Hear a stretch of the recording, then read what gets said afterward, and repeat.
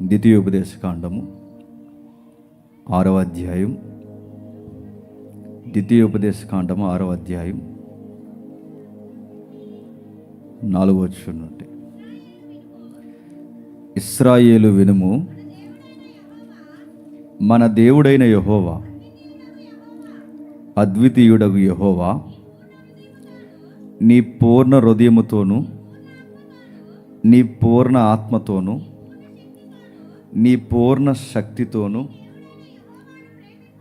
నీ దేవుడైన యెహోవాను ప్రేమింపవలను. నేడు నేను నీకు ఆజ్ఞాపించు ఈ మాటలు నీ హృదయములో ఉండవలను. నీవు నీ కుమారులకు వాటిని అభ్యసింపచేసి నీ ఇంటి కూర్చున్నప్పుడును, త్రోవ నడిచినప్పుడును, పండుకొనినప్పుడును, లేచినప్పుడును వాటిని గూర్చి మాట్లాడవలను. సూచనగా వాటిని చేతికి కట్టుకొనవలను.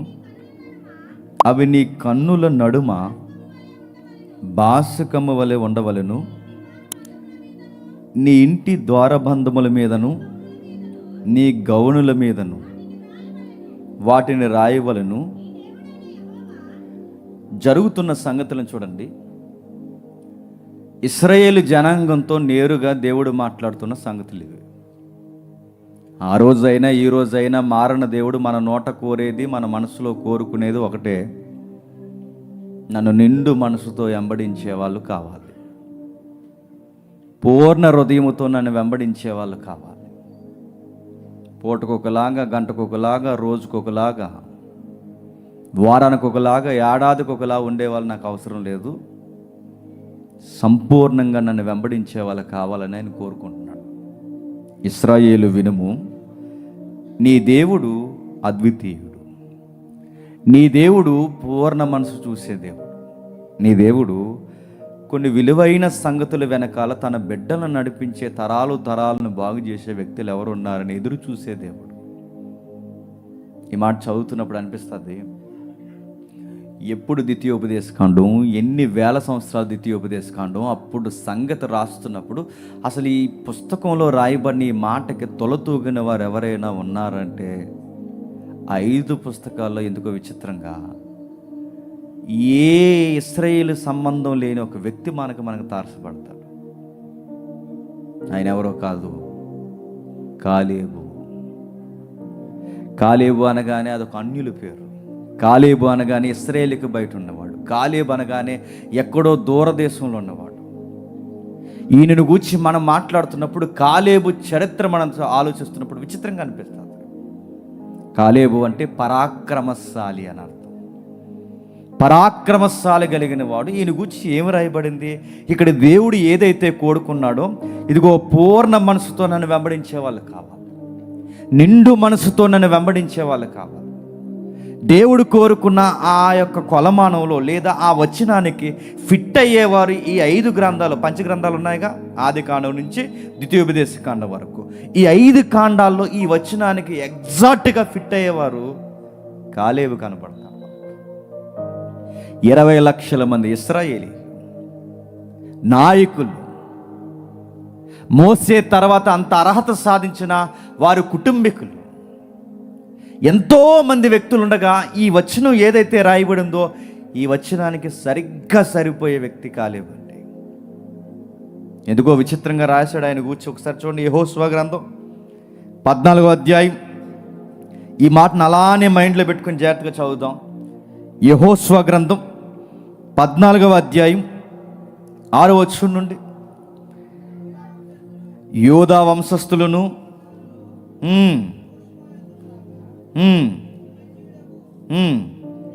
ఇక్కడ దగ్గరలో ఎవరైనా చదువు, మీరు చదువు. యోధా వంశస్థులను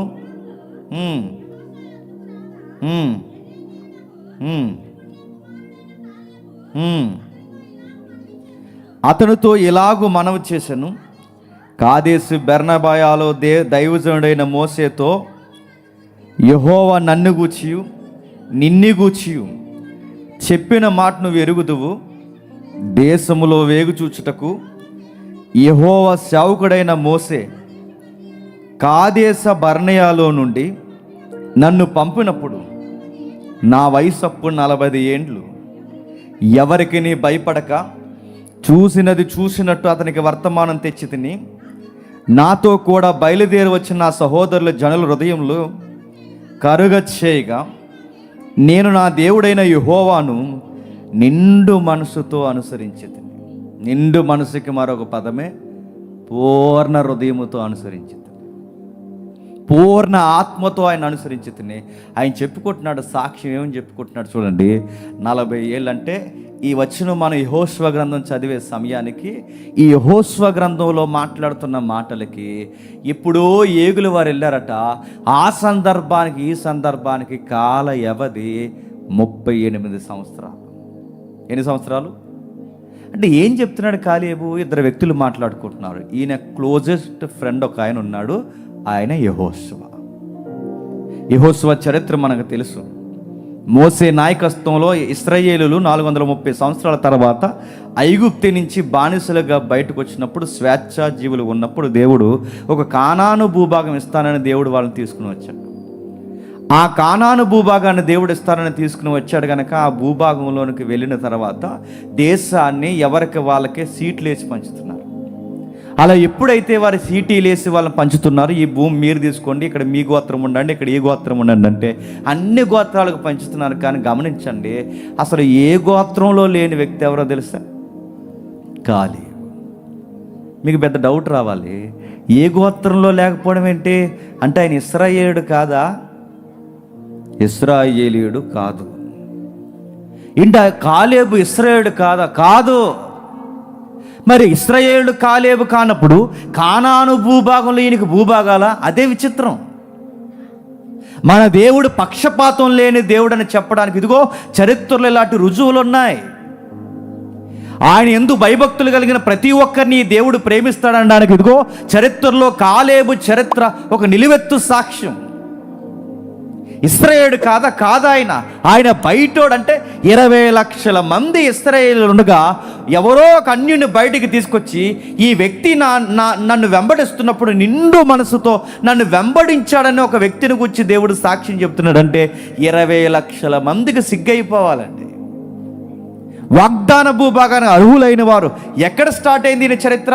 ఈ డిస్కషన్ జరుగుతుంది. కాలేబు ఒక మాట అంటున్నాడు, నా సహోదరులందరూ భయంతో బెదురుతో మోసేకి తప్పుడు సమాచారం తెచ్చినప్పుడు నేను ఒక్కడిని రైట్ ఆన్సర్ చెప్పాను అంటున్నాడు. ఏం చెప్తున్నాడు?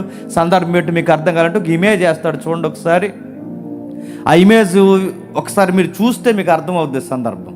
ఇది మోసే నాయకత్వంలో కానాను భూభాగం ఇంకా అక్కడ ఉందనగా, ఆ కానాను భూభాగాన్ని మనం స్వేచ్ఛగా స్వతంత్రించుకోగలమా లేదని చెప్పడానికి ఏగులు వారిని రెడీ చేస్తాడు మోసే. తెలుసు కదా స్టోరీ.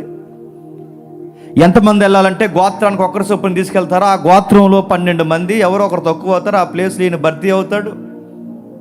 12 మంది ప్రధానులు, ఆ ప్రధానులతో పాటు వీళ్ళందరూ వెళ్ళిన తర్వాత ఆ భూభాగాన్ని చూస్తారు. చూస్తే ఒక విచిత్రాలు కనబడతాయి అక్కడ. నెక్స్ట్ ఇమేజ్ విచిత్రంగా కనిపిస్తుంది. ద్రాక్ష గెల, ద్రాక్ష గుత్తు తెలుసు మనకి, ద్రాక్ష గుత్తులు తెలుసు మనకి. కానీ డిఫరెంట్ ఏంటో తెలుసా? గెల.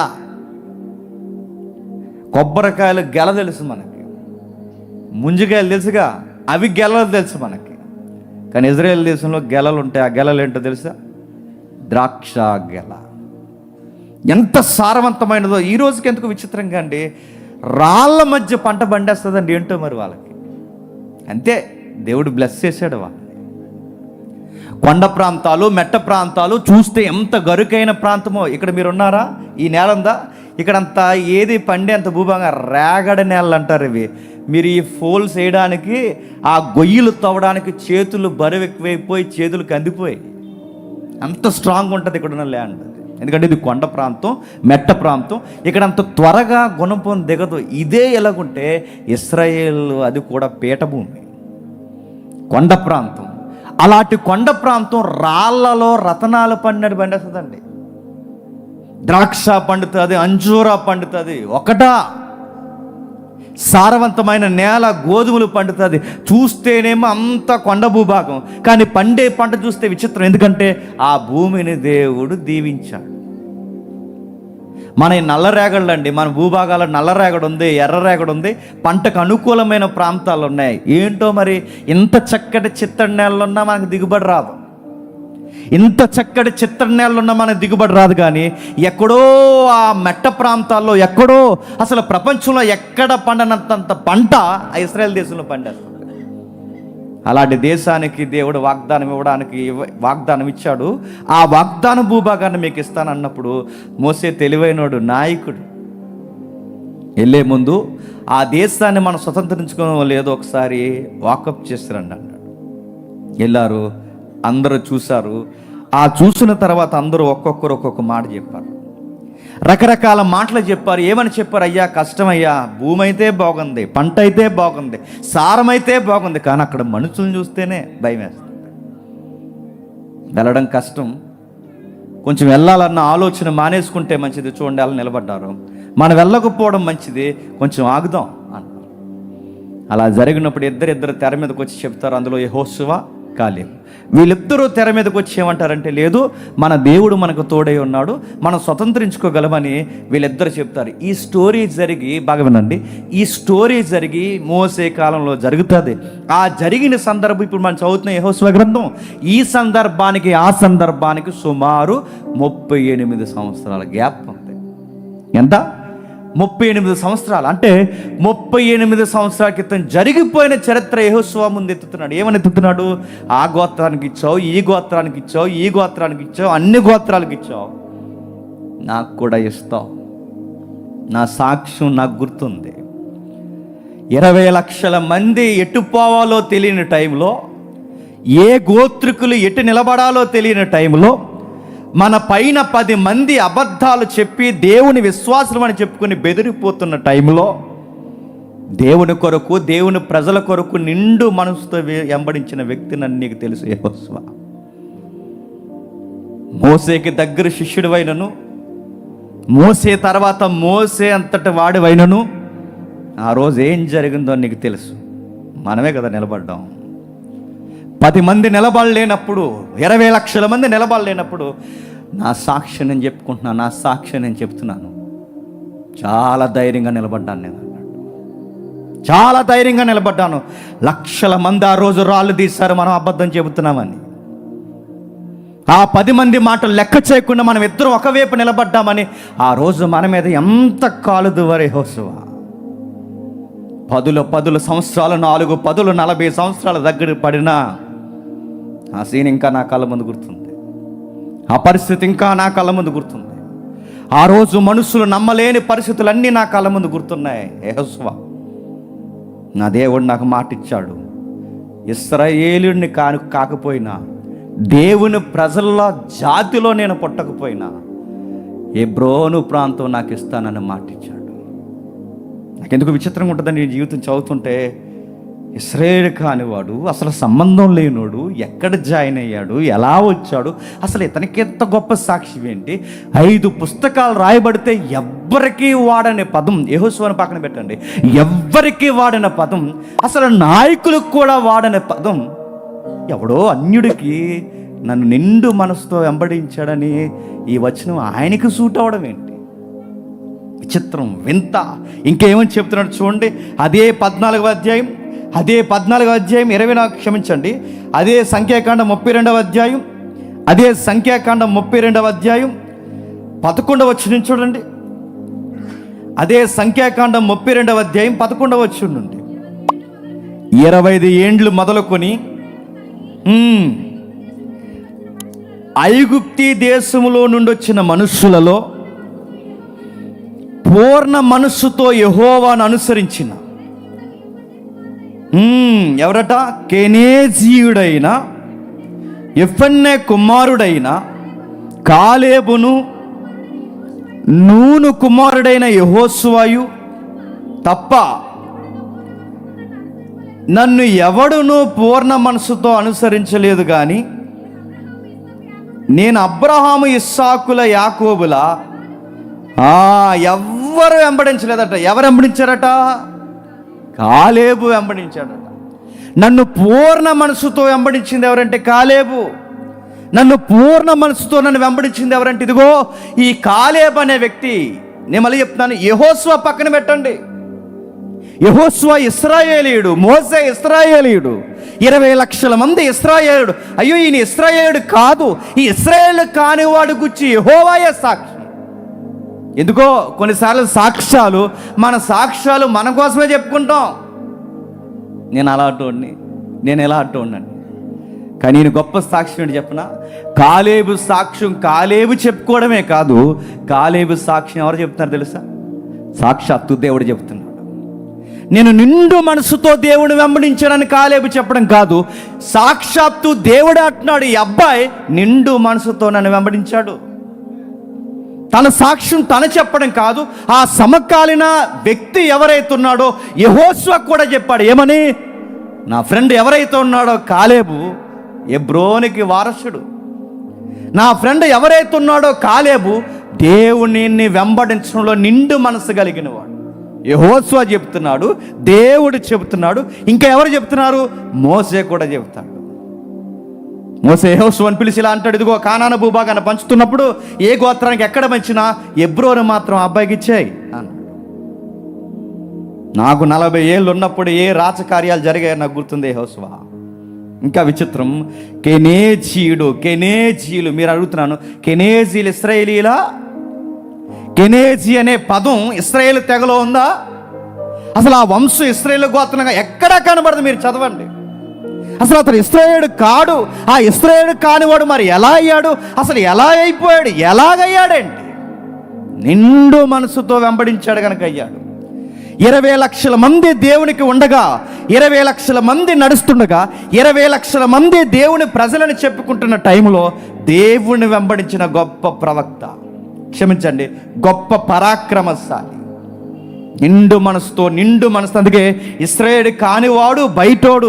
పైగా విచిత్రంగా అనిపిస్తుంది, ఈయన తండ్రి పేరు కెనేజీయుడైన ఒప్నే ఏదో పేరు రాశాడు. కానీ తర్వాత ఏం చదువుకుంటాం తెలుసా? కెనేజీయుడైన కాలేబు అని చదువుకుంటాం. తర్వాత ఏం చదువుకుంటాం తెలుసా? కాలేబు సంతానమైన డాష్ డాష్ డాష్ అని చదువుకుంటాం. అంతకుముందు ఈయన గోత్రాలంటే ఈ కెనేజీల పేర్లు చెప్పుకుని ఈయన పరిచయం అయ్యేవాడు. కానీ ఈయన తర్వాత నెక్స్ట్ మీరు గమనించండి, ఇక కెనేజీయుడు కాదు, ఆ అన్యుల పేరు కాదు, పేరు మారిపోయింది. నెక్స్ట్ తరం ఈయన అడ్రస్ పెట్టుకుని తన పిల్లలు మాట్లాడుకునేవారట. ఎప్పుడు గుర్తుపెట్టుకోండి, ఫ్యామిలీలు అలా పుడతాయి. మన తాత పుడతాడు, మన ముత్తాత పుడతాడు, తర్వాత మనం పుడతాం, మన తాత తర్వాత మన తాత, ఆ తాత తర్వాత ఇప్పుడున్న తాత, ఈ తాత తర్వాత నాన్న తర్వాత నువ్వు. జనరేషన్ అలా వెళ్ళిపోకూడదండి.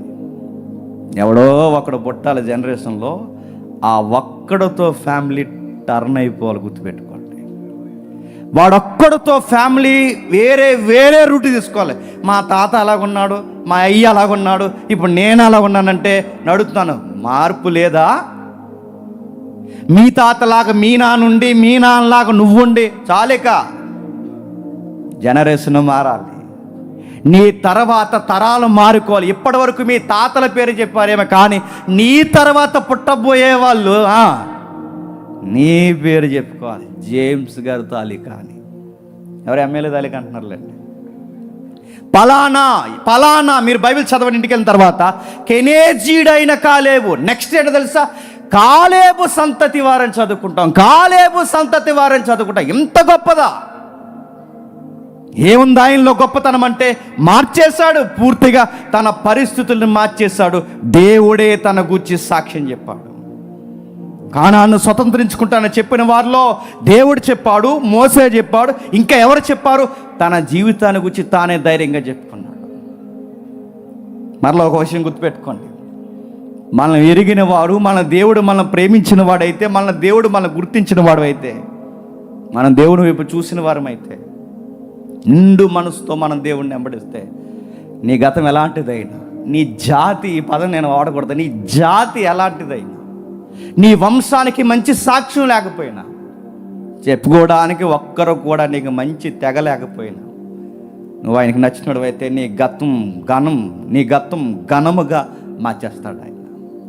నీ రోత జీవితాన్ని వింతైన సాక్ష్యంగా మార్చేస్తాడు ఆయన. నీ గతం అస్సలు బాగోకపోయినా, చెప్పుకోవడానికి ఏమాత్రం బాగోకపోయినా కాలేబు వలె మన జీవితాన్ని ఘనంగా మార్చేస్తాడు. కాలేబు జీవితంలో వింతైన పరిణామాలు ఇంకా సంతరించుకున్నాయి. రాస్తున్నాడు, చదువుదాం ఒకసారి ఆ 14వ అధ్యాయం. ఆ 14వ అధ్యాయం ఒకసారి చదువుదాం, 7వ వచనం నుంచి. ఏమంటున్నాడు చూడండి, అదే 14వ అధ్యాయం 7వ వచనం నుండి. యెహోవా సేవకుడైన మోసే నన్ను పంపినప్పుడు నేను 40 ఏండ్ల వాడును. నేను చూసినది చూసినట్టే అతనికి వర్తమానం తెచ్చి తిని, నాతో కూడా బయలుదేరి వచ్చిన నా సహోదరులు నేను నా దేవుడైన యెహోవాను నిండు మనసుతో అనుసరించుచూ వచ్చాను. చుట్టూ గలిబిలి వాతావరణం పెరిగిపోయింది, జనులు గగ్గోళ్ళు పెట్టారు. అలాంటి పరిస్థితుల్లో నేను చాలా స్ట్రాంగ్గా నిలబడ్డాను అన్నాడు. ఏం జరిగింది ఇంకా లోతుగా మనకు అర్థం కావాలంటే ఒక్కసారి ఆ సంఖ్యాకాండం రండి. ఆ సంఖ్యాకాండం 14వ అధ్యాయం మొదటి వచనం చదవండి. సంఖ్యాకాండం 14వ అధ్యాయం మొదటి వచనం నుండి. ఆ సర్వ సమాజము ఎలుగెత్తి కేకలు వేసెను, ప్రజల రాత్రి ఎలుగెత్తి ఏడ్చిరి, మరియు ఇశ్రాయేలీలందరూ మోసే అహరోనుల పైన సనుగుకొనిరి. ఆ సర్వ సమాజము ఐగుప్తిలో మేము వేల సావలేదు, ఈ అరణ్యమందు మేము వేల సావలేదు. అక్కడ 3వ వచనం చదవండి. ఇక్కడ దగ్గరలో ఎవరైనా చదవండి, మీరు కానీ దగ్గరలో చదవండి. 3వ వచనం. ఆ సర్వ సమాజం, అయ్యో ఐగుప్తిలో మేము వేల సావలేదు, ఈ అరణ్యమందు మేము వేల సావలేదు, మేము కత్తివాత పడినట్లు యెహోవాను ఈ దేశంలోకి ఏళ తీసుకొచ్చిన. ఎంత టెన్షన్లు ఎందుకు వస్తున్నాయి వీళ్ళకి? ఆ 10 మంది చెడగొట్టేశారండి. ప్రతి సంఘంలో ప్రతి కుటుంబంలో ఆ పిరుకోలు ఉంటారు చూసారా, ఆ పిరుకోలే చెడగొడతారండి మొత్తం అంతా. దేశాన్ని చూసి వచ్చారు, ఆ భూభాగాన్ని చూసి వచ్చారు, వచ్చి మాట్లాడుతున్నారు, అయ్యో మనం వెళ్ళకూడదు, మనం వాళ్ళ దృష్టికి మిడతల వలె ఉన్నాం, మనం వెళితే మనం చంపేస్తారు, మనం ఉండడానికి వీలు లేదని ఎప్పుడైతే సర్వ సమాజం చెవుల్లో వీళ్ళు ఏడ్చేశారో ఆ మొదటి వచనంలో, ఆ ప్రజలు ఆ రాత్రి ఎలుగెత్తి ఏడ్చారట. ఇశ్రాయేలు అందరూ మోసే అహరోనుల మీద సనుక్కున్నారట. ఏమని సనుక్కున్నారు? అదిగో దేశం అన్నారు, ఇదిగో స్వతంత్రం అన్నారు, అదిగో భూభాగాలు అన్నారు, ఇదిగో స్వేచ్ఛా జీవితం అన్నారు. ఏం స్వేచ్ఛా జీవితం? సమాధికి నడిపించేసేలా ఉన్నారు అని మాట్లాడుకున్నారు. మోసే నాయకుడు అని జైలు కొట్టుకుంటూ వచ్చాం. ఏం మోసే? ఇప్పుడు ఈ మోసే యొక్క మాట వింటూ ఇప్పుడు వాళ్ళు మన మీద పడి మనం చంపేసేలా ఉన్నారు. ఎలుగెత్తి ఏడ్చడం ఒకసారి ఊహించుకోండి. లక్షల మంది ఒకేసారి రాత్రంతా ఏడిస్తే ఆ ఏరియా ఎలా ఉంటుందో ఒకసారి ఊహించుకోండి. అప్పుడప్పుడు నక్కల గుంపులు అరిస్తే తెలుసా? ఆ నక్కల గుంపులు 4 అరిస్తే ఇంకా రాత్రికి మనకి నిద్ర రాదు. ఇంకా నక్కలు ఏడిస్తే అలా ఉంటే అప్పుడప్పుడు పిల్లి ఏడుస్తుంటుంది చూసారా, పిల్లి అదోలా అరుస్తుంటుంది. పిల్లలు అరిస్తేనే అదోలాగా అయిపోతాం. మనుషులు, పిల్లలు, పెద్దోళ్ళు, చిన్నోళ్ళు, వృద్ధులు అందరూ, స్త్రీ పురుషుల భేదాలు లేకుండా 20 లక్షల మంది, సుమారుగా లక్షల మంది రాత్రంతా మూలుగుతున్నారంటే ఆ నశ ఎలా ఉంటుందో ఒకసారి ఊహించుకోండి. ఎంత సెమినార్లో, లక్షలతో కూడుకున్న సెమినార్ ఇది. వేల మంది ప్రజల్ని ఒకే విషయం మీద కూర్చోబెట్టే సెమినార్ ఇది. ఎవరో ఒకడు ఏదో ఒక పొల్లిరుపు మాట అన్నాడు అనుకోండి, ఆ ఒక్క మాట ఇక్కడ నిలబడిన వాళ్ళు చాలా డిస్టర్బ్ చేస్తుందండి. ఇలా ఉందేడు సెమినారు, అలా ఉందేడు సెమినారు. ఈ కొంతమందికి ఏం మాట్లాడి ఏంటి అసలు ఏమీ తెలియదండి వీళ్ళకి. అరే ఇంత కష్టపడి చేస్తున్నారా, కొంచెం సహాయంగా ఉండాలరా, కొంచెం సపోర్ట్గా ఉండాలరా, అది చెప్పరు. ఆ లైట్ ఎందుకు కట్టారు అక్కడ, ఆ జెండా ఎందుకు కట్టారు అక్కడ, ఈ మనకెట్టే పాయింట్లు ఇలాంటివన్నీ మాట్లాడతారు. ఎవరో ఒకరు ఉంటారు సార్ ఆ పొల్లిరిపు మాటలు. ఇక్కడ ఒకలా ఉంటారు, బయటకు పోయి ఒకలా మాట్లాడతారు. ఈ ఇయర్ లేదు, ఉండకూడదు, ఉంటే సంపేతనం ఇంకా అలాంటి వాళ్ళు ఉన్నారంటే. లాస్ట్ ఇయర్ నాకు తెలుసండి, ఆ బయటకు పోయి ఆ దూరంగా పోయి గుంపులు కూర్చుని మాట్లాడుకుని అడుగుతున్నాను, తగునా? ప్రజలకి బాగా వినండి. ఎవరైతే మెయిన్ వ్యక్తులు ఉంటారో వాళ్ళ కీలకమైన వ్యక్తులండి. వాళ్ళు తుమ్మితే తుమ్ముతారు, దొగ్గితే దొగ్గుతారు, వాళ్ళు ఏడుస్తే ఏడుస్తారు. ఈ 10 మంది లక్షల మంది చెడగొట్టేశారు. 10 మంది, లక్షల మంది చెడగొడతారు. రాత్రి అంతా పిచ్చెక్కినట్టు ఏడుస్తున్నారు. ఎంత పిచ్చెక్కిందంటే వాళ్ళు అంటున్నారట, కత్తేది, చావేది, దేశాన్ని విడిచి మమ్మల్ని ఎలా తీసుకొచ్చావు, మా భార్య పిల్లల్ని కొల్లిపోయేలా తీసుకొచ్చావా, తిరిగి వెళ్ళిపోతాం ఐగుప్తికి, మేమందరం అక్కడ చనిపోయినా బాగుండు, ఐగుప్తిలో ఆ పిరమిడ్ల పక్కన ఎక్కడో దిగిన గబ్బెడెద్దరు మమ్మల్ని ఇక్కడ వరకు తీసుకొచ్చా, మమ్మల్ని తీసుకొచ్చి అంటే ఐగుప్తిలో సమాధులు లేవన్నట్టు మమ్మల్ని ఎక్కడ వరకు తీసుకొచ్చా. అయినా నిన్ను నాయకుడిగా మేము పెట్టుకున్నామే, అసలు నువ్వు నాయకుడు పెట్టాయే మాకు. వెనకాల మాట్లాడుకుంటూ మాటలివి. ఆయన ఇతను నమ్ముకుని మనం రావడం, ఇతను ఒక నాయకుడే వెనకాల మనం తిరగడం, ఈ నాయకుడు వెనకాల మనం తిరగడం. ఆ రోజే నేను చెప్పాను మోసే వెనకాల వద్దని. మోసే అన్నారు. ఏం మోసే? మళ్ళీ మోతానని చెప్పి అరణ్యులు వదిలేశాడు. ఏం మోసే అయినా నేను చెప్తాను, ఇప్పటికీ మించిపోయింది ఏం లేదు. ఇంకా మనలో ఎవడైనా కొంచెం యాక్టివ్గా ఉన్న నాయకుడిని తయారు చేయండి, ఇంక అందరం ఇంటికి వెళ్ళిపోదాం అన్నారు. ఇంటికంటే ఐగుప్తికి. మనలో ఎవడైనా యాక్టివ్గా ఉన్నాడో, ఎవడైనా చూడండి ఇంటికి వెళ్ళిపోదంటే ఇదే మాట ఎర్ర సముద్రం ముందనాల్సింది, ఇదే మాట ముందనాల్సింది. అప్పుడు రాలేదు. ఇంకా నేడో రేపో కానాను భూభాగంలో అడుగు పెట్టేస్తున్నారన్న టయానికి ఎలా మాట్లాడుతున్నారు చూడండి. అంటే ఒక మనుషులు కనబడితే భయపడుతుంది. అరే ఎర్ర సముద్రమే మీ ముందు పాయలైపోయింది, ఆకాశమే సీలిపోయింది, బండ నుండే నీళ్ళు వచ్చాయి, ఆ మాత్రం ఎత్తుండి ఈ మాత్రం లావుంటే ఆడికి భయపడేదేంటి? అరే చూస్తుంటే ఎన్నో కార్యాలు జరిగిపోతున్నాయి. అలాంటి వారికి ఇలా ప్రకృతే మీకు అడ్డు లెగిసిపోయి, ప్రకృతే ఇదిగో రండి నేను నీకు అడ్డు కాదని ప్రకృతే స్వాగతిస్తున్నప్పుడు ప్రకృతిలో ఈ ఎత్తున్నవాడు ఏ పాటి వాడని ఆలోచించలేకపోతున్నారు. అందరూ గలిబిలి వాతావరణం అయిపోయింది, రకరకాలు అయిపోయారు. ఒక్కరు కాదు, ఇద్దరు కాదు, వందల సంఖ్యలో, పదుల సంఖ్యలో, వేల సంఖ్యలో, లక్షల సంఖ్యలో సనుక్కుంటున్నారు. 8వ వచనంలో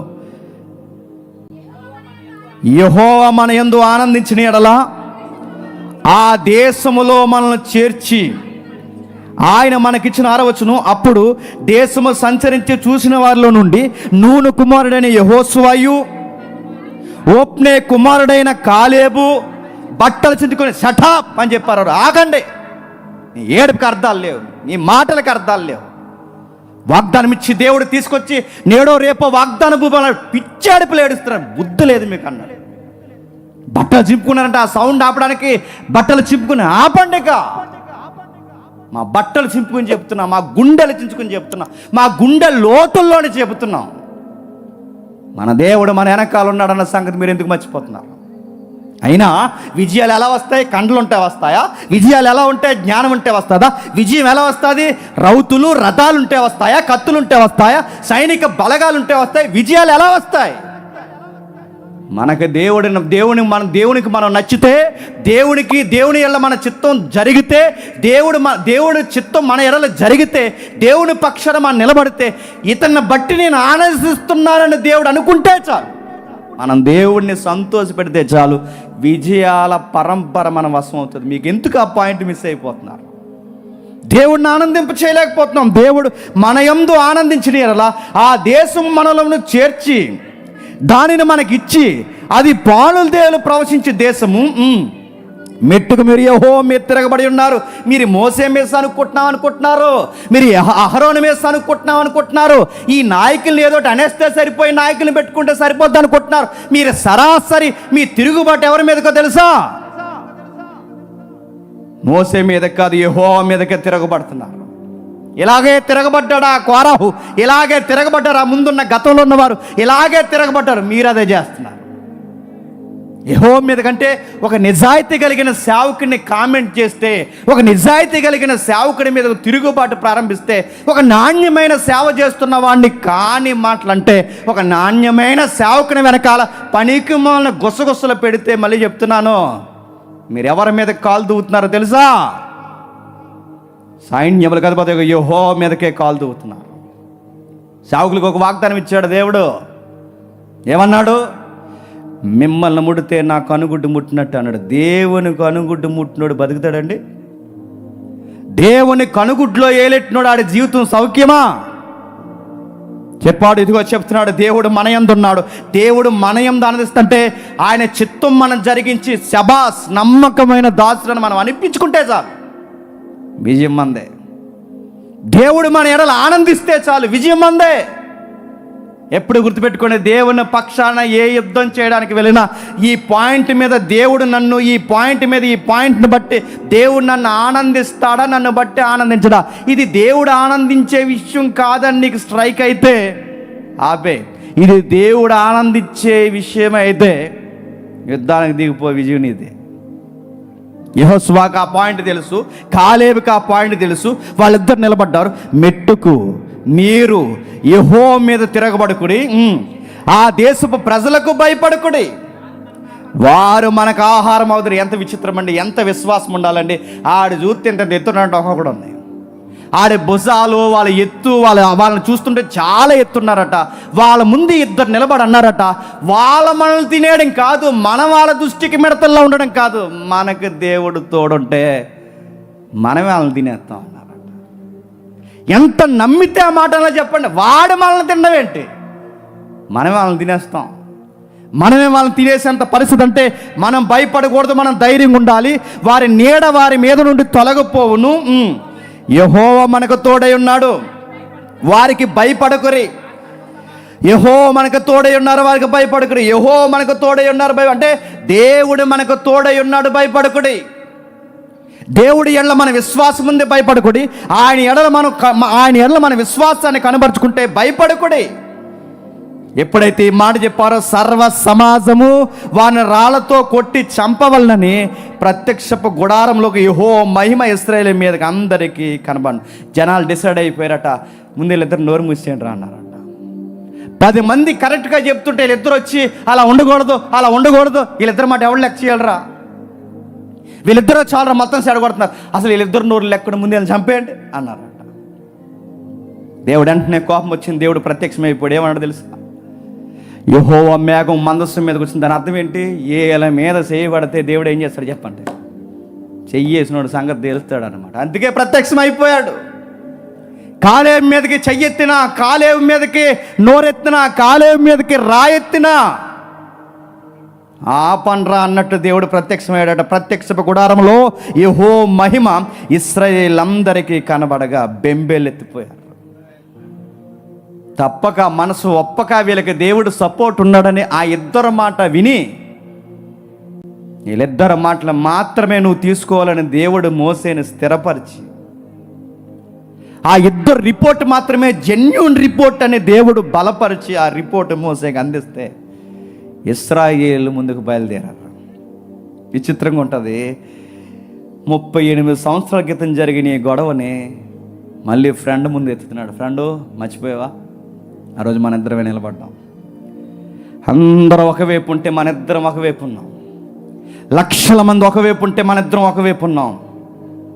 ఆ రోజు దేవుని పక్షాన మనం నిలబడి మాట్లాడాం. అయినా నాకు ఈరోజు గుర్తుంది, అన్యులు, అమాలేకులు కానీ, మోయాబీలు కానీ, కానాను తెగలు ఎవరున్నా, నెఫీలు కానీ ఎవరున్నా ఏదేదో మాట్లాడారు ఆ రోజు. ఆ పాయింట్స్ ఇంకా నాకు గుర్తున్నాయి. మనమందరం ఒకటే దేవుడిని బట్టి విశ్వాసంతో మాట్లాడుతుంటే వాళ్ళ డిఫెన్స్ 10 మంది ఏం చేశారు నాకు తెలుసు. వాళ్ళు ఇచ్చిన డిఫెన్స్ ఈ రోజుకి ఆ పాయింట్స్ నాకు గుర్తున్నాయి. ఏమని డిఫెన్స్ ఇచ్చారు చూడండి ఒకసారి.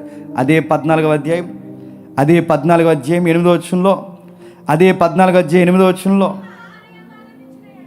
క్షమించండి 13వ అధ్యాయం 30వ వచనంలో, 13వ అధ్యాయం 30వ వచనంలో, కాలేబు మోసే ఎదుట జనులను నిమ్మలపరచి, మనము నిశ్చయముగా ఎలుదము, దాన్ని స్వతంత్రించుకుందాము, దాన్ని జయించుటకు మనకు శక్తి చాలుననెను. అయితే అతనితో కూడా పోయిన ఆ మనుషులు, ఆ జనులు మనకంటే బలవంతులు. ఫస్ట్ పాయింట్ ఏంటట? ఆ జనులు మనకంటే బలవంతులు. 2, వారి మీదకి మనం పోజాలము, వారు సంచరించి చూసిన దేశము, ఇశ్రాయేలు గురించి చెడ్డ సమాచారం చెప్పి వాళ్ళు చెప్తున్న పాయింట్ ఏంటండి? వాళ్ళ బలవంతులు, వాళ్ళ బలమైన వారు, ఆలోచన కలిగిన వారు, వాళ్ళ దేశం సారవంతమైన నేలం, వాళ్ళ ఫుడ్ కానీ, వాళ్ళ యొక్క బలము కానీ ఇవన్నీ చూస్తుంటే మనకు అనిపిస్తుంది వెళ్ళలేం మోసే, దయచేసి మా మాట విను, ఇద్దరు మాట నమ్మేకు, వీళ్ళిద్దరి మాట భుజాన్ని వేసుకోకు, ఇదిగో ఇది పాయింట్ అని. అయినా నాకు గుర్తుంది ఫ్రెండ్ యెహోషువ, నాకు గుర్తుంది వాళ్ళు చెప్పిన పాయింట్ ఆ రోజు వ్యాలిడ్ పాయింట్ కాదు. ఎందుకంటే మనం ఎలాంటి విషయాల్లో నమ్మామో మనకు తెలుసు. ఈ ఎవరైతే ఉన్నారో అన్యులు వీళ్ళే బలవంతులైతే, వీళ్ళే ఎవరైతే ఉన్నారో అనానాకీలు వీళ్ళే బలవంతులైతే, ఐగుప్తీల్ని జయించిన దేవుడు మన దేవుడు. 10 తెగుళ్ళ చేత ఐగుప్తీల్ని నిశ్శబ్దం చేసేసిన దేవుడు. అయినా ప్రపంచ చరిత్రలో, మన చరిత్రలో ఫ్రెండు నాకు గుర్తుంది, ప్రపంచ చరిత్రలో, మన సమకాలీన చరిత్రలో ఐగుప్తి ఎంత వెలసిల్లిన దేశం ఉందా? అలాంటి ఐగుప్తి అనే దేవుడు అనిచేశాడు. ఎర్ర సముద్రాన్ని సీరేశాడు, బండని బద్దలు చేసేసాడు, అరణ్యంలో దేవుడు ఆహారాన్ని పుట్టించాడు, 10 తెగులు చేత ఐగుప్తిని అతలాకుతలం చేసి పడేశాడు. ఐగుప్తియే మన ముందు నిలవకపోతే, ఐగుప్తి ప్రజలే మన ముందు నిలవకపోతే, 40 సంవత్సరాలు దాటుకుంటూ వస్తున్నామే, లేదా 10 రోజులు దాటుకుంటూ వస్తున్నామే, సముద్రాలు నిలబడలేదు, తెగలు నిలబడలేదు, ఒక్కటి నిలబడలేదే.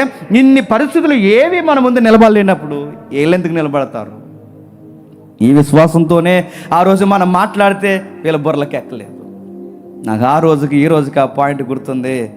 యెహోషువ, ఆ దేవుడు మనకు ఎల్లప్పుడూ తోడై ఉన్నాడు.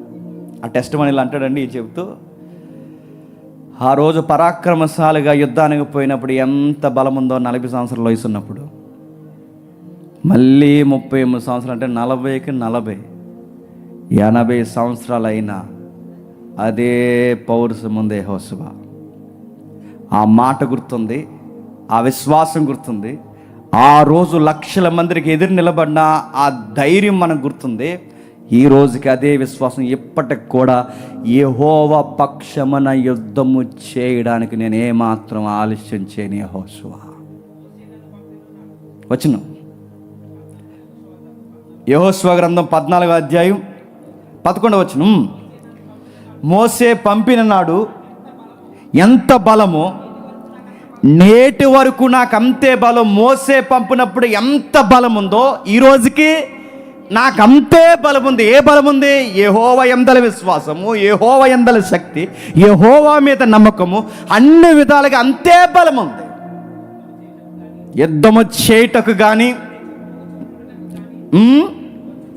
వచ్చుచూ పోవచ్చు ఉండుటకు కానీ అప్పటి వల్ల నాకు ఎప్పటికీ బలం ఉన్నది.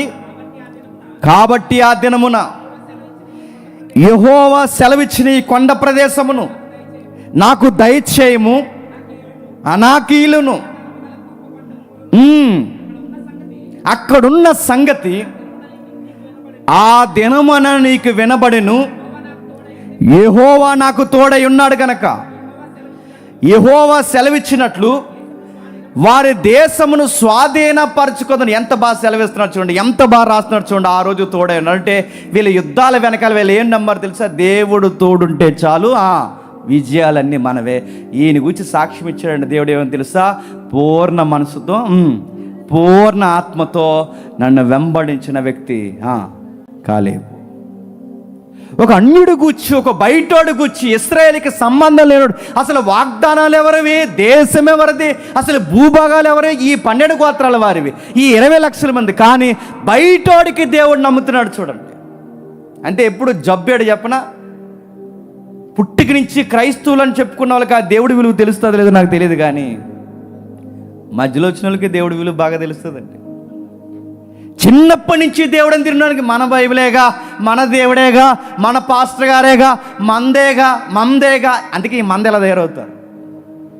బయట నుంచి వస్తారు చూసారా, అప్పుడే మారుతారు చూసారా. యెహోవా రుచి ఎరుగుతారు, వాళ్ళు చాలా స్ట్రాంగ్గా ఉంటారండి. దేవుడిని చాలా బలంగా నమ్ముతారు. ఎంత బలంగా నమ్ముతారంటే, ఇదిగో ఇలాంటి నిండు హృదయంతో, అయ్యో మనం క్రైస్తవులమయ్యో ఇలా చేయకూడదు కదా అని వాళ్ళు చాలా బలంగా నమ్ముతారు. మనోళ్ళే క్రైస్తవులు అని చెప్పుకున్నారు. వాళ్ళని ఒక్కటి ఏదన్నా మారొచ్చిన తర్వాత మళ్ళీ ఆ మూఢాచారాలు చేయమనండి, చెయ్యరు.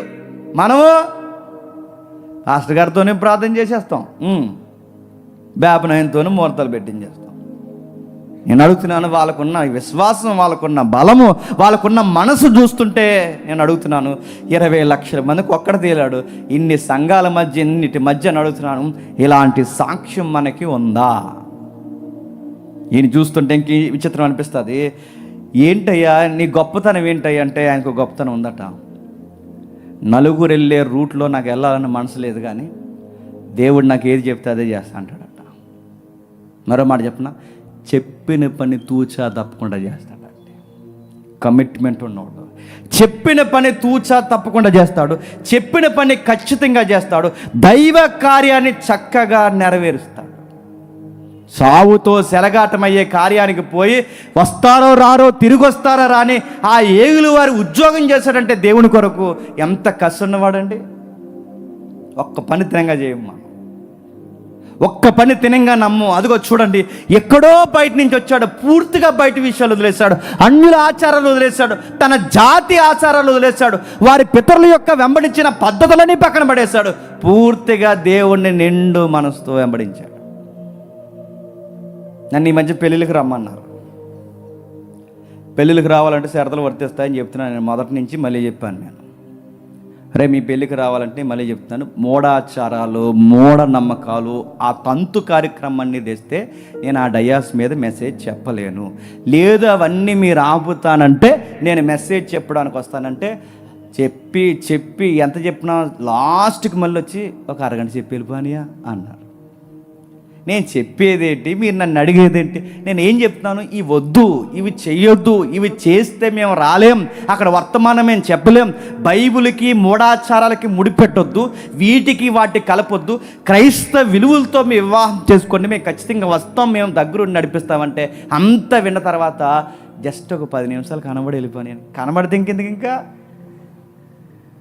నేను వెళ్ళలేదండి, రానన్నానండి. విషయం ఏంటి చెప్పిన, ఆ రోజు వాళ్ళ పెళ్ళిళ్ళకి నేను వెళ్ళలేదని ఈ సెమినార్కి వర్క్ చేయడానికి రావడం మానేశారు.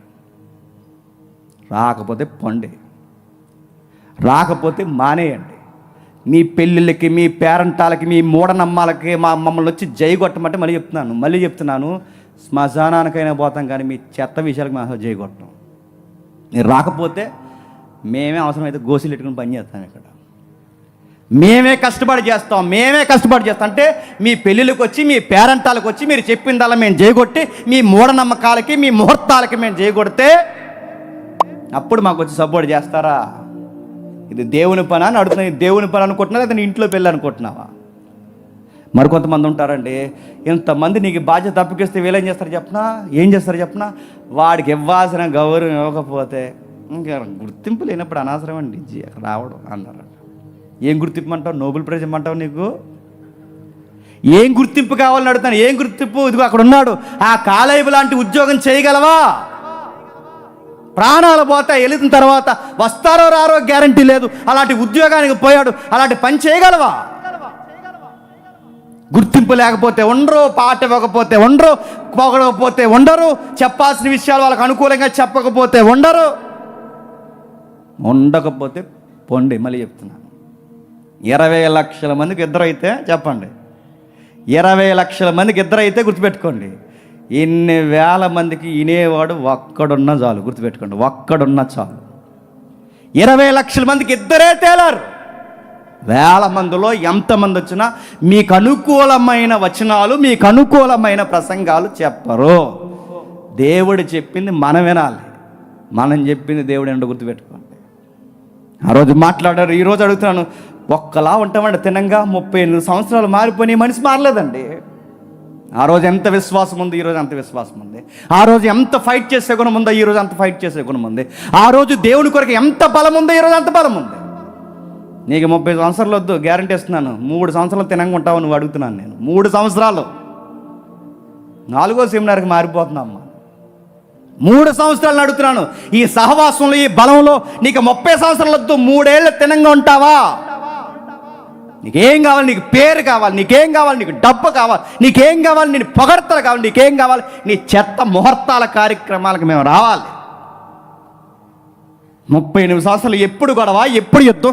10 సంవత్సరాలు దాటేసిన యెహోషువ ఇంకా దేవుడి కోసం అదే కసి ఉంది అంటున్నాడు. కట్టి కాలేంత వరకు, గోతికి పోయేంత వరకు, ఈ మనుషులు చచ్చిపోయేంత వరకు దేవుడు అని కొట్టుకుంటుంది గుండె యెహోషువ. ఆ రోజు దేవుడిచ్చిన వాగ్దానం నాకు గుర్తుంది. ఆ రోజు దేవుడిచ్చిన వాగ్దానం నాకు గుర్తుంది, ఇంకా గుర్తుంది. నేను మర్చిపోలేదు. నా జీవితంలో మైలురాయి అది. ముగించేస్తున్నాను చేస్తున్నాను. ఇంత కసుగా ఉన్న వ్యక్తికి, ఇంత పౌరుషం ఉన్న వ్యక్తికి ఒక ఆడపిల్ల పుట్టింది. ఆ పిల్ల పెద్దదైంది, పెళ్ళిడికి వచ్చేసింది, పెళ్ళి చేసే వయసు వచ్చేసింది. మంచి తండ్రి అండి. పోరాట యోధుడే కాదు, పరాక్రమశాలే కాదు, ఒక కూతురికి చక్కటి తండ్రి కూడా వయసు వచ్చే సమయానికి పెళ్లి చేయాలని కన్ఫర్మ్ అయ్యాడు. మంచి తండ్రి. ఉత్తమ తండ్రులు బిడ్డకు వయసు వచ్చే సమయానికి సంబంధాలు చూడాలి, వాళ్ళకి కావాల్సిన పరిస్థితులు అనుకూలపరచాలి. కొంతమంది ఉంటారు తినేసి ట్యాంకుల పెంచి తిరగడం తప్ప ఆ కుర్రోడేంటి, ఆ పిల్లేంటి, పరిస్థితులు ఏంటి, భవిష్యత్తు ఏంటి, మనకి ఏదన్నా జరగకూడదు జరిగితే రేపు పొద్దున్న వాళ్ళ సంగతి ఏంటి, ఇదేం అవసరం లేదు. కక్క మొక్క డొక్కుంటే చాలు ఆ రోజుకి, అంతే. బాధ్యతలు ఉన్నాయా? ఏమన్నా బాధ్యతలు కనబడుతున్నాయా? ముదిరిపోయి పెళ్ళిళ్ళు కొన్న వాళ్ళు ఉన్నారండి. ఈ తండ్రులకి తిరాలేక ముదిరిపోయారు తెలుసా. ముదిరిపోయి పెళ్ళిళ్ళకు ఎందుకు? కేవలం తండ్రుల యొక్క అసమాన్యత, వాళ్ళ బద్ధకం. కూతుర్లకి పెళ్ళిళ్ళకి ఈరోజు ఎటుపోవాలో తెలియక పార్ట్ టైం ఉద్యోగాలు చేసుకుని పోతున్నారు. ఏమ్మా ఎందుకమ్మా పెళ్లి చేసుకుంటే, మా నాన్న చేయాల్సిన టైంలో చేయలేదని, వయసు దాటిపోయింది, మా నాన్న అప్పులు తీర్చడానికే మా ఉద్యోగాలు, మా వయసు అంతా అయిపోయింది, ఇంకెందుకు లేండని ఆ పెళ్ళని కన్నీళ్ళు మింగుకున్న చెల్లెలు నాకు తెలుసు. జీవితం అంతా కుటుంబంలో సరి అయిన పాత్ర పోషించలేని భయంకరమైన బద్ధకస్తులైన చెడు అలవాట్లున్న తల్లిదండ్రులు చేసిన పనులకి బలైపోయిన బిడ్డల జీవితాలు మాకు తెలుసు. ఈ తండ్రి అలాంటి కాదు. కూతురికి వయసు వచ్చే సమయానికి కూతురికి పెళ్లి చేయాలనుకోండి. ఎలాంటి పెళ్ళి? ఇంకా నా కూతురి కింద కాలెట్టకుండా తిరగకూడదు, కాలెట్టకుండా చక్కగా తిరగాలి, ఇంట్లో కూడా బైక్ వేసుకుని తిరగాలి అనుకున్నాడా? నా కూతురు ఎలా తిరగాలి? నెలకు ₹1,00,000 తేవాలి, ఎన్ఆర్ఐ అన్నాడా? నా కూతురికి ఎలాంటి సంబంధం ఉండాలి, ఎలాగుండాలి, హైట్ ఎంత ఉండాలి, లావ్ ఎంత ఉండాలి, కలర్ ఎంత ఉండాలి, మా క్యాస్ట్ ఉండాలి, కుర్రోడు చూసిన వెంటనే హీరోలా ఉండాలి. ఏం చూడలేదండి. ఏం చూసాడు చెప్పనా? నా పేరే ఫైటర్, నా పేరే పరాక్రమశాలి, నా అల్లుడు కూడా పరాక్రమశాలి అయితే నా పిల్లనిస్తానని ఫిక్స్ అయ్యాడు. అది మంచి తండ్రి అంటే గుర్తుపెట్టుకోండి. లచ్చిస్తాడా? 2 నీ బొందెత్తాడు.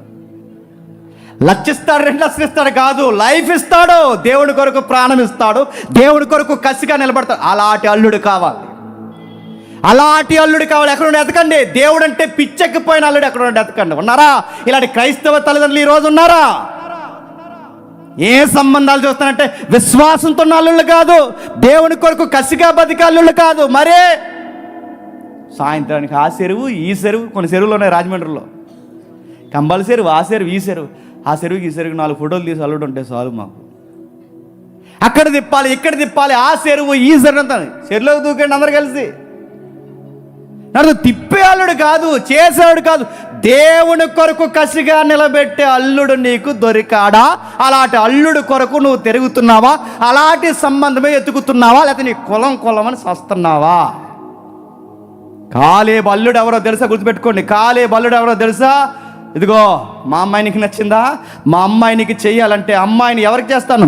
మా అమ్మాయిని నీకు చెయ్యాలంటే, ఆ రోజు కానాను భూభాగాన్ని జయిస్తే దేవుడు నన్ను ఎలా ఎంపిక చేశాడో, ఆ ప్రాంతాన్ని ఎవడైతే జయిస్తాడో గుర్తుపెట్టుకోండి, ఆ ప్రాంతాన్ని జయించిన వ్యక్తికే నా కూతుర్ని ఇస్తాను ఫిక్స్ అయ్యాడు. ఇంతకు ఆ ప్రాంతం ఏంటి? యెహోషువ నాయకత్వంలో, మోసే నాయకత్వంలో పూర్తిగా కానాన్ని జయించలేదు తెలుసు కదా. ఇంకా అక్కడక్కడ కొన్ని భాగాలు ఉండిపోయినాయి. ఇంకా దేవుడికి విజయం కావాలి, ఇంకా కానాన్ని పూర్తిగా ఆక్యుపై చేయాలి, కానాను భూభాగాన్ని పూర్తిగా దేవుడి యొక్క చేతుల్లోకి తేవాలి. ఇంకా అక్కడక్కడ భూభాగాలు ఉండిపోయాయి. ఆ దేవుడి చిత్తం నెరవేర్చే అల్లుడు ఎవడైతే ఉంటాడో వాడికి చేస్తాను నా కూతురు అన్నాడు. ఎక్కడుంది ఈ సందర్భం? చూడండి ఒకసారి. చూడండి యెహోషువ గ్రంథం 15వ అధ్యాయం, యెహోషువ గ్రంథం 15వ అధ్యాయం 16, 17 వచనాలు. కాలేబు ఏంటి మళ్ళీ చదువు. కాలేబు దాన్ని కొల్లబెట్టిన వానికి నా కుమార్తె అయిన అక్షాను ఇచ్చి పెళ్లి చేసేదును అని చెప్పగా, కాలేబు సహోదరుడును ఒత్నియేలు దాన్ని పట్టుకొనను గనక తన కుమార్తె అయిన అక్షాను అతనికి ఇచ్చి పెళ్లి చేసిన. పెళ్లికి క్వాలిఫికేషన్ ఏంటి చెప్పండి? ఎన్ఆర్ఐ కాదు. పెళ్లికి క్వాలిఫికేషన్ ఏంటి చెప్పండి? లక్షల జీతం కాదు. పెళ్లి క్వాలిఫికేషన్ ఏంటి చెప్పండి? ఇవేమీ కాదు. పెళ్లికి అర్హత ఏంటో తెలుసా? దేవుని అందల విశ్వాసం, దేవుని కొరకు తెగింపు, దేవుని కొరకు పరిగెట్టే ఆ హృదయం, నేను ఎలాగైతే నిండు హృదయంతో ఆ దేవుడిని వెంబడించానో అలాంటి అల్లుడు ఉంటేనే నా కూతురినిచ్చి పెళ్లి చేస్తానన్నాడు. చేద్దాం అనుకున్నామండి, కాకపోతే బాబు గవర్నమెంట్ ఉద్యోగం కాదని మానేసామండి అన్నారట. గవర్నమెంట్ ఉద్యోగం అయితే ఏంటి, ఫ్రీగా టికెట్ తీసుకోకుండా వెళ్ళిపోదామనా? ఇవో లెక్కలు ఉంటాయండి, అదో రోగం తెలుసా. గవర్నమెంట్ ఉద్యోగం అయితే బాగుండండి, అలాగైతే బాగుండండి, ఎలాగైతే, ఇవన్నీ మళ్ళీ చెప్తున్నానండి. అన్నిటికన్నా గొప్ప భాగ్యం ఏంటి తెలుసా, మీ అల్లుడు దేవుని కొరకు పరుగులెట్టగలడా? మీ అల్లుడు దేవుని చిత్తం నెరవేర్చే అల్లుడేనా? అలాంటి దేవుని బిడ్డలు మీ బిడ్డలకు దొరికితే, మళ్ళీ చెప్తున్నాను, తడిగుడ్లు పొడిగుడ్లు కడుపు మీద వేసుకుని నిద్రపోండి ప్రశాంతంగా. అలాంటి అల్లుడు వచ్చాడు. ఎలా నిండుగా ఉంటారో అలా నిండుగా ఉండండి, ధైర్యంగా ఉండండి. దేవుని బిడ్డ వచ్చాడు మీకు. సంబంధాలు ఈరోజు ఎలా చూస్తున్నారంటే, ఎలా చూస్తున్నారు తెలుసు కదా సంబంధాలు. ఎలాంటి సంబంధాలు చూస్తారు ఈరోజు చూడండి, విచిత్రమైన సంబంధాలు చూస్తున్నారు. క్రైస్తవులే. ఒక ఆయన అన్నాడట, బైబిల్ స్టడీ వచ్చినప్పుడు చెప్తాను, వినండి. పెళ్లి సంబంధం చూడండి పాస్టర్ గారు, పెళ్లి సంబంధమే చూడండి, చక్కటి అమ్మాయిని ఇచ్చి పెళ్లి చేద్దాం అనుకుంటున్నాం మావాడికి అన్నానట. కానీ మీరు క్యాస్ట్ వద్దంటారు, కానీ బైబిల్ ప్రకారం క్యాస్ట్ ప్రకారం మీరు పెళ్లి చేయాలి, నాకు తెలిసిన విషయం అన్నాడట. పాస్టర్ గారికి మతి లేదు, వాటర్ తాగేశాడు లీటర్. క్యాస్ట్ బైబిల్లో ఉందా? నాకు తెలియదా? మీకు తెలియపడాడు పాస్టర్ గారు, చెప్తాను చూడండి. అబ్రహాం గారు వాళ్ళ అబ్బాయికి ఇస్సాకుకి పెళ్లి చేయడానికి వెళ్ళినప్పుడు, అబ్రహాం గారు అబ్బాయి ఇస్సాకుకి పెళ్లి చేయడానికి వెళ్ళినప్పుడు అబ్రహాం గారు ఏం చెప్పారు? మన అమ్మాయినేగా చేయమన్నాడు. మన అమ్మాయి అంటే ఏంటి? క్యాస్ట్ అన్నాడు. అందుకే మా క్యాస్ట్ పిల్లనే చూడండి అన్నారట. నడుతున్నాను క్యాస్ట్ కూడెట్టని కులం దేనికి చెప్పండి? కలపలేని కులం దేనికి చెప్పండి? కులం కాదండి. నేను కులాలతో పిల్లలు జరగకూడదండి. మన క్రైస్తవం కులం కాదండి మనకి. ఎప్పుడు ధైర్యంగా చెప్పుకోండి. మనం దేవుడిని నమ్ముకున్న తర్వాత భార్య ఒక కులం, భర్త ఒక కులం, బిడ్డలు ఒక కులం. ఓ కుటుంబంలో చూస్తే ఇలా ఏ క్యాస్ట్ రా కన్ఫ్యూజ్. వాళ్ళ కులం ఉండదు. ఎందుకు చెప్పినా, వాళ్ళ దేవుని బిడ్డలు. వాళ్ళు ఏమీ చూడరు, వాళ్ళ కులాలు చూడరు, ఏమీ చూడరు, వాళ్ళ హోదాలు చూడరు. ఏం చూస్తారు? ఒకే ఒకటి చూస్తారు, దేవుని బిడ్డ కాదా, అదొకటే చూస్తారు. దేవుడి లక్షణాలు, దేవుని గుణగణాలు ఉన్న పిల్ల ఉందండి అని అడిగే వాళ్ళు లేరు. హైట్ ఉందండి, చూడ్డానికి బాగుంటుందా, తెల్లగా ఉంటుందా, అలా ఉంటుందా, ఇలా ఉంటుంది అన్నీ అడిగారట. అడిగిన తర్వాత లాస్ట్లో అడుగుతారు, ప్రార్థన చేసుకుంటుందా అని, బైబిల్ చదువుతుందా అని. ఎంత ఉంటుంది చెప్తారు కదండి తల్లిదండ్రులు. అయ్యో సంఘంలో మా పిల్లనండి బాగా పాడుతుంది అన్నారు. మా పిల్ల బైబిల్ బాగా చదువుతుంది, మా పిల్ల అలాగే ఇలాగని చెప్తే ఆ పెళ్లి కొడుకు నాలాంటి ఒక క్వశ్చన్ అడిగేశాడు. అయితే ఆమోస్ గ్రంథం ఎక్కడుందో చెప్పమన్నాడు అన్నాడు. అది అన్నదంట. తూచ్. నేను అడుగుతున్నాను, రకరకాలు అడుగుతున్నా. ఏం చూస్తున్నారు ఈరోజు? దైవికమైన లక్షణాలు పెళ్ళికూతుల్లో చూస్తున్నారా? దైవికమైన లక్షణాలు పెండు కొడుకుల్లో చూస్తున్నారా? అదేం చూడట్లేదు. 5 ఇస్తారా, 3 ఇస్తారా, 2 అయినా సరే 100 ఇస్తారు. 5 ఇస్తారు, 2 ఇస్తారు కాదు, ఏమిస్తారు? లక్షలు కాదు. దేవుని లక్షణాలు ఆ బిడ్డకున్నాయా, ఆ కుర్రోడుకున్నాయా, ఆ కూతురుకున్నాయా, ఉన్నాయా లేదా? అలాంటి పిల్లని చూడండి సార్, గుండెల్లో పెట్టి చూసుకుంటాం. అలాంటి అబ్బాయిని చూడండి సార్, నెత్తిన పెట్టి చూసుకుంటాం. అలాంటి దేవుడి కొరకు రగిలిపోయి పెట్టుకుంటా చూడండి సార్, నెత్తిన పెట్టి చూసుకుంటాం. కాలేబు ఎంత నిజంగా అండి, కాలేబు స్టోరీ విచిత్రమైనది. ఒక అన్యుడు, ఇశ్రాయేలు కానివాడు, బయట నుంచి వచ్చిన వాడికి ఇంతగా సంతిక దేవుడు అన్నాడు. ఓరకం లేదు, నిండు మనసు. ఆ అబ్బాయి ఇంట్లో పెళ్లి జరిగినా, వాళ్ళ కూతురికి పెళ్లి చేసినా నా చిత్తం నెరవేరుతుందా లేదో చూస్తాడు. ఒక అడుగు బయటికి ఎట్టినా నా చిత్తం నెరవేరుతుందా లేదో చూస్తాడు. ఫైట్ చేసినా, ఏది చేసినా, భూభాగం మీద నిలబడినా కాలేబు యొక్క మనసు ఎప్పుడు ఇది యెహోవాకి ప్రీతికరమా కాదా అని చూస్తాడు. చివరికి కూతురికి పెళ్లి చేయాలన్నా, నా కూతురు కూడా యెహోవాను నాలాగే బలంగా నమ్మునోడైతే నా కూతురికి భర్త అవ్వాలి, నాకు అల్లుడు అవ్వాలన్నాడట. అలాంటి అల్లుళ్ళు కావాలి. ఈరోజు ఉన్నారా? ఈరోజు ఎలాంటి అల్లుళ్ళో చెప్పనా? కాయ తెస్తాను, గ్లాస్ తే అన్నారట. నువ్వు ఆమ్లెట్ అయ్యే అన్నారట. ఈరోజు అలాంటి అల్లుళ్ళు ఉన్నారు తెలుసా? మామ అల్లుళ్ళు ఇద్దరు కలిసి కూర్చొని తాగేసి అల్లుళ్ళు మామలు ఉన్నారు తెలుసా? ఇద్దరు కలిసి తాగేస్తారు. ఆమ్లెట్ వేసుకొచ్చారట ఆ తల్లి కూతురు ఇద్దరు. ఐస్ ముక్కలు పట్టుకొచ్చారట. చక్కటి మాంగారు చెప్పండి, చక్కటి అల్లుళ్ళు అడుగుతున్నాను. ఇవి అడుగుతున్నాను, కుమిలిపోతున్నాయి, కుటుంబాలు పతనమైపోతున్నాయి, రోజు రోజుకి దిగజారిపోతున్నాయి. కారణం ఏంటో తెలుసా? ఎలాంటి అల్లుల్ని ఎదుగుతున్నారు, ఎలాంటి కూతుర్ని ఎదుగుతున్నారు. మీ పెళ్లి కూతుర్ని చూసుకోండి. నేను ముగించేస్తున్నాను. వత్తినేలు అంటే ఎవరో తెలుసా? బైబిల్ నెరటివ్ తెలిస్తే అర్థమవుతుంది. వత్తినేలు అంటే ఎవరో తెలుసునా? ఇశ్రాయేల్ జడ్జెస్లో ఫస్ట్ జడ్జి ఎవరో తెలుసా? కాలేబు అల్లుడు. గుర్తుపెట్టుకోండి. న్యాయాధిపతుల్లో మొట్టమొదటి న్యాయాధిపతి కాలేబు అల్లుడు. అది వాళ్ళ ఫ్యామిలీ హిస్టరీ. అప్పటి వరకు కెనేజీలు ఈ కాలేబు ఫలానా జాతి అని చెప్పుకున్నారు. ఇప్పుడు ఏం చెప్పుకున్నారు చెప్పిన? కాలేబు అల్లుడు, కాలేబు కొడుకు, కాలేబు కూతురు, కాలేబు కుమారుడు. జనరేషన్ మార్చేశాడంతే. మా తాత మా ముత్తాత కాదు, ఇప్పటి నుంచి నా పేరు చెప్పాలి. ఆ పేరు ఎక్కడి నుంచి చెప్పాలి తెలుసా? దేవుడిని బట్టి నా నుంచి జనరేషన్ స్టార్ట్ అవ్వాలి. మా నాన్న స్టోరీ అయిపోయింది, మా తాత స్టోరీ అయిపోయింది, వాళ్ళ లోకం కోసం బతికిన వాళ్ళు. కానీ ఈరోజు నేను బతికిన తర్వాత ఇక్కడి నుంచి ఫలానా వారు తాలూకా అని చెప్పుకోవాలి. ఆ రోజుల్లో గొప్పగా బతికారే, ఆ రోజుల్లో గొప్ప సేవ చేశారే, ఒక టీం ఉండేదే, దాని పేరు డీసీ టీం అని చెప్పుకున్నారే. అలాంటి టీం ఒకటి పనిచేసేదే. అందులో కొంత యాక్టివ్ మెంబర్లు ఉండేవారు, ప్రసాద్ గారు, సురేష్, డేవిడ్ గారు, ఇంకా కొంతమంది సహోదరులు ఉన్నారే. వాళ్ళ తాలూకండి మేమని చెప్పుకోవాలి. ఉన్నారా? మీ ఊర్లో, మళ్ళీ చెప్తున్నాను, మీ ఊర్లో, మీ తరంలో, మీ కుటుంబంలో నీ నుంచి స్టోరీలు మారిపోవాలి అంటే జీవితాల్లో మార్చేసే, స్టోరీలు మార్చేసేవాడు ఒకడు ఉన్నాడు. ఆయన పేరు పరలోకమందున్న దేవుడు, సైన్యాల అధిపతి యెహోవా. మార్చేస్తాడు ఆయన. ఎంత గొప్పగా మారుస్తాడు తెలుసా? ఎక్కడో నమ్మాడు, ఎక్కడి నుంచో వచ్చాడు. 20 లక్షల ముందు ఏమాత్రం మోమాటం లేకుండా దేవుడు అన్నాడు, ఇశ్రాయేల్ అందరూ కాదు కానీ నీ అబ్బాయి నాకు నచ్చాడు. మన దేవుడు గొప్పవాడు అండి. ఎంత గొప్పవాడు అంటే మన పరానే భేదం చూడ, అందరినీ ఒక్కలాగే ప్రేమిస్తాడు, అందరినీ ఒకేలా ప్రేమిస్తాడు. అందుకే అపోస్తల కార్యాల్లో కూడా మనకు కనబడుతుంది, దేవుడు పక్షపాతం లేనోడు. దేవుడికి పక్షపాతం లేదు. అక్కడ నచ్చితే బిలాముని ఇష్టపడతాడు, ఇక్కడ నచ్చితే కాలేబుని ఇష్టపడతాడు, అక్కడ నచ్చితే రాహాబుని ఇష్టపడతాడు. ఆయనకి కావాల్సిందల్లా ఏంటంటే జాతి కాదు, ఆయనకి కావాల్సింది రంగు కాదు, ఆయనకి కావాల్సింది అందం కాదు, ఆయనకి కావాల్సింది ఆ హృదయం కావాలి. ఆ హృదయం నిండు మనసుతో వెంబడించే ఆ హృదయం కావాలి, పూర్ణ మనసుతో వెంబడించే ఆ హృదయం కావాలి. ఆ హృదయంలో ఎవరున్నారో అదే కావాలి ఆయనకి. నేనే ఉన్నానా? ఈ దేవుడికి అదో రకమైన పిచ్చి ఉంటుందండి. నేనే ఉన్నానా? లోపల ఇంకెవరైనా ఉన్నారా? నేనే ఉన్నానా? ఇంకా లోపల ఎవరైనా ఉన్నారా? నేనే ఉన్నానంటే లోపల ఆయనే ఉన్నాడు అనుకోండి. ఆయన ఎంత మురిసిపోతాడో మనల్ని చూసి. అడగకుండానే వాగ్దానాలు ఇచ్చేస్తాడు, అడగకుండానే మన జీవితాలు మార్చేస్తాడు, అడగకుండానే మన బిడ్డలను దీవించేస్తాడు, అడగకుండానే మన భవిష్యత్తు బలంగా కడతాడు. ఎందుకో తెలుసా? ఆయన హృదయంలో పెట్టుకుంటే చాలండి, మన బతుకులన్నీ మార్చేస్తాడు ఆయన. అసలు మనమేనంత ఆశ్చర్యపోయే కార్యాలు చేస్తారు ఆయన లోపల పెట్టుకుంటే చాలండి. బైబిల్ ఒక మాట చెప్పింది, గుడ్డిగా సూత్రం పాటించండి, దేవుణ్ణి హెచ్చించిన వారిని చెప్పండి దేవుడు హెచ్చిస్తాడు.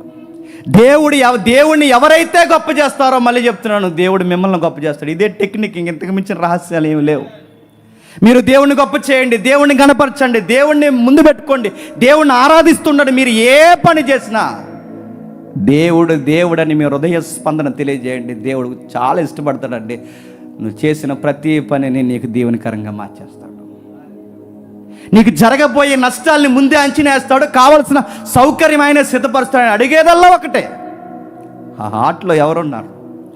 ఆ హృదయంలో ఎవరున్నారు? ఫోన్లు ఉన్నాయా? ఆ హృదయంలో ఎవరున్నారు? లవర్స్ ఉన్నారా? ఆ హృదయంలో ఎవరున్నారు? షికార్లు ఉన్నాయా? ఆ హృదయంలో వ్యసనాలు ఉన్నాయా? ఆ హృదయంలో ఏ దరిద్రాన్ని పెట్టుకుని తిరుగుతున్నావు? హార్ట్లో ఎవరున్నారు? కాలేబు హృదయాన్ని ఇలా కోస్తే, కాలేబు హృదయాన్ని చూస్తే ఎవరున్నారు ఆ అబ్బాయి మనసులో అంటే బైబిల్ చెప్పేస్తుంది, దేవుడు తప్ప ఇంకెవరు లేరండి ఆయన జీవితంలో. ఏం చేసినా, నిద్రపోయినా, లేచిన ఆయన జీవితంలో దేవుడు దేవుడు దేవుడు దేవుడు దేవుడు ఆయన హృదయం. అందుకే క్రొత్త నిబంధనలో కూడా ఆయన మారణ దేవుడు అండి. మళ్ళీ పేతురుని అడిగాడు, ఏమని తెలుసా? పేతురు, వీళ్ళందరికన్నా ఎక్కువ నన్ను ప్రేమిస్తున్నావా అన్నాడు. 20 లక్షల మందిలో కాలేబు ప్రేమిస్తున్నాను ప్రభు అని నిలబడ్డాడు. 12 మంది శిష్యుల్ని పక్కన, 12 మంది శిష్యుల్లో 11 మంది చూస్తుండగా, మళ్ళీ 11 మంది చూస్తుండగా, ఆ 11 మంది పక్కన ఉండగా అడిగాడు, వీళ్ళందరూ కాదు కానీ పీటర్ నువ్వు చెప్పు, వీళ్ళందరికన్నా ఎక్కువ ప్రేమిస్తున్నావు అని అంటే పేతురు అంటాడు, కన్నీళ్ళు దిగమింగుకుంటూ అంటాడు, నిన్ను కాకపోతే ఇంక ఇంకెవరిని ప్రేమిస్తాను ప్రభు, నువ్వు బాగా మనసు ఎరిగిన వాడివి, నేను చెప్పకపోయినా అన్నీ తెలుసు, నేను నిన్ను ప్రేమించకపోతే ఎవరిని ప్రేమిస్తాను? అయితే ఓ పని చేయి, నా గొర్రెలను మేపు. ఆ దేవుడు ఎప్పుడు మారడు, గుర్తుపెట్టుకోండి. ఆది కాండంలో ఎలా ఉన్నాడు, నిర్గమాకాండంలో అలా ఉన్నాడు, నిర్గమాకాండంలో ఎలా ఉన్నాడో ప్రకటన గ్రంథంలోనే అలా ఉన్నాడు, క్రొత్త నిబంధనలోనే అలా ఉన్నాడు. ఆయన కోరుకునేది ఒకే ఒకటి, నేనే నేనే నేనే కేంద్ర స్థానమై ఉండాలి, నాకే మొదటి స్థానం ఇవ్వాలి. ఈ చిత్తం నెరవేర్చిన వాళ్ళు అక్కడక్కడ కనబడతారంటే నక్షత్రాల్లాగా. అక్కడక్కడ ఆ నక్షత్రాల్లో కనబడిన ఒక నక్షత్రమే కాలేబు. ఆ నక్షత్రాల్లో కనబడే నక్షత్రాలు పేతురు, పౌలు, అపోస్తులు, తిమోతి. దేవుడు కోరుకునేదని చెప్పిన ఆయనకి ఇంపార్టెంట్ ఇచ్చి, ఆయన పని కొరకు తెగింపులు అడుగులు వేసి, ఆయన పనిని చేస్తున్నప్పుడు నాణ్యతతో చేసిన వారిని దేవుడు చాలా ఇష్టపడతాడు. నేను ముగించేస్తున్నాను. ఎప్పుడన్నా ఏదైనా పని చేసినప్పుడు గుర్తుపెట్టుకోండి, నాణ్యత కలిగిన పనిగా చేయండి. సగం సగం ఆఫ్ వద్దండి. చేస్తే ఖచ్చితంగా చేయాలి. దేవుడు అవే చూస్తాడు. ఖచ్చితంగా చేయాలి. దేవుని పనిని నమ్మి చేయాలి. ఇది దేవుని కార్యమని నమ్మాలి. చూస్తే ఒకలాగా, చూడకపోతే ఒకలాగా, వారానికి ఒకలాగా, గంటకు ఒకలాగా, నెలకు ఒకలాగా. ఒక పాట పాడుతున్నారా, మనస్ఫూర్తిగా పాడండి. దేవుని పని చేస్తున్నారా, మనస్ఫూర్తిగా చేయండి. ఒక బరక మడత పెడుతున్నారా, మనస్ఫూర్తిగా చేయండి. ఒక గిన్నెలు ఎత్తున్నారా, మనస్ఫూర్తిగా చేయండి. ఎందుకు చెప్పినా, నీ మనసును చూసేవాడు ఒక ఆయన ఉన్నాడు, ఆయన పేరు యెహోవా. నా బిడ్డ ప్లేట్లు ఎత్తుతాడు, నాకు తెలుసు. నేను అంత ఇష్టం ఆ అబ్బాయికి. ఈ తల్లి ఇక్కడ బరకలు పెడుతుంది తెలుసు నాకు, నేనంటే అంత ఇష్టము. ఈ 6 రోజులు తనకు సరైన సౌకర్యాలు లేకపోయినా, తన ఇంట్లో ఎంతో లగ్జరీగా బతుకుతున్నా, కానీ వాక్యం కొరకు వచ్చి వసతులు లేని ప్రాంతాల్లో అలా నిద్రపోతూ చలికి వణికిపోయి దగ్గరికి ముడిసిపోయి పడుకుంటున్నారే, ఈ బిడ్డలకు నేనంటే ఎంత ఇష్టమో ఆ దేవుడు ఇష్టపడతాడని గుర్తుపెట్టుకోండి. మీరు ఎందుకు వచ్చారా ఈ సెమినార్ కంటే? జేమ్స్ని చూద్దామనో, మా అమ్మాయిని చూద్దామనో, లేదా మా ఆవిడని చూద్దామనో కాదు. మా సచిన్ చెప్తారు ఇక్కడ, ఆ సత్యంలో దేవుడిని చూపిస్తారు ఇక్కడ. ఆ దేవుడిని గుండెల్లో పెట్టుకుని వెళ్ళిపోవాలి అక్కడ. ఆ వెళ్ళిన తర్వాత మీ ఊరు వాడ చూపించాలి. ఏమి నేర్చుకున్నారంటే ఆ దేవుడిని గుండెల్లో పెట్టుకున్నాం. ఎప్పటికైనా ఏదో ఒక మిషన్ రావాలండి. మిషన్ ఎందుకు చెప్పిన, గుండెల్లో ఎవరున్నారు చెప్పే మిషన్ కావాలండి. ఈసీజీ తీసినప్పుడు అప్ అండ్ డౌనే చెప్తుంది ఇలాగా, లబ్ డబ్ అని. ఈసీజీలో తెలియంది ఏంటి చెప్పిన, ఎప్పటికీ ఆ గుండెల్లో ఎవరున్నారో తెలియదు. ఒకవేళ తెలిస్తే అదే లాస్ట్ టైం కాపురానికి, స్నేహానికి, సంఘానికి, అన్నిటికీ. ఎందుకో దేవుడు ఆ టెక్నాలజీ ఇవ్వలేదు. ఒకవేళ ఇస్తే ఈసీజీ కనిపెడుతుంది లేదు నాకు తెలియదు, కానీ ఈ బైబిల్ మాత్రం ఖచ్చితంగా నీ గుండెల్లో ఎవరున్నా చెప్తుంది, గుర్తుపెట్టుకో. ఈ వాక్యం చెప్తే దేవుడు అడుగుతున్నాడు, పూర్ణ మనసుతో, పూర్ణ హృదయంతో నన్ను వెంబడించిన వ్యక్తి ఒకడు ఉన్నాడు, ఆయనే కాలేబు. కాలేబు పేరు పరాక్రమశాలి. కూతురికి పరాక్రమశాలినిచ్చి చేశాడు, న్యాయాధిపతులుగా నిలబెట్టాడు. దేశంలో 20 లక్షల మంది నమ్మలేని టైంలో పరాక్రమశాలిగా నిలబడ్డాడు. 11 మంది 10 మంది ఒకవైపు నిలబడితే ఇద్దరితో పాటు ఇద్దరుగా ఒక్కడై నిలబడ్డాడు. అలాంటి అబ్బాయే కాలేబు. బయటోడు, ఇశ్రాయేలు కానివాడు, నాకు నచ్చిన బిడ్డ. అందుకే ఇశ్రాయేలుకి 12 మందికి భూభాగం ఇవ్వడమే కాదు, ఈ అబ్బాయికి కూడా ప్రత్యేకంగా హెబ్రోను ప్రాంతాన్ని రాసిచ్చే యెహోషువ అన్నాడు. నీకే ఇస్తాడు. ఎంత ఎకరం 2 ఎకరాలు ఇవ్వడం కాదు, గుర్తుపెట్టుకో. నీకే ఇస్తాడు. ఇంకో 4 ఎకరాలు కాదు, నీకే ఇస్తాడు. భూభాగాలు కాదు. ఎంతకన్నా గొప్ప తిని చెప్పిన, ఆ రోజు వాళ్ళకి ఆ కానాను ఇచ్చాడు. ఈ నిండు మనసుతో వెంబడించు, నీ కొరకు ఒక పరము కానాన్ని సిద్ధం చేస్తున్నాడు. నీ కొరకు స్థలములు సిద్ధం చేస్తున్నాడు. చక్కగా దేవుడు ఆ స్థలముల్లో నిన్ను, నీ కుటుంబాన్ని ఆశీర్వదిస్తాడు.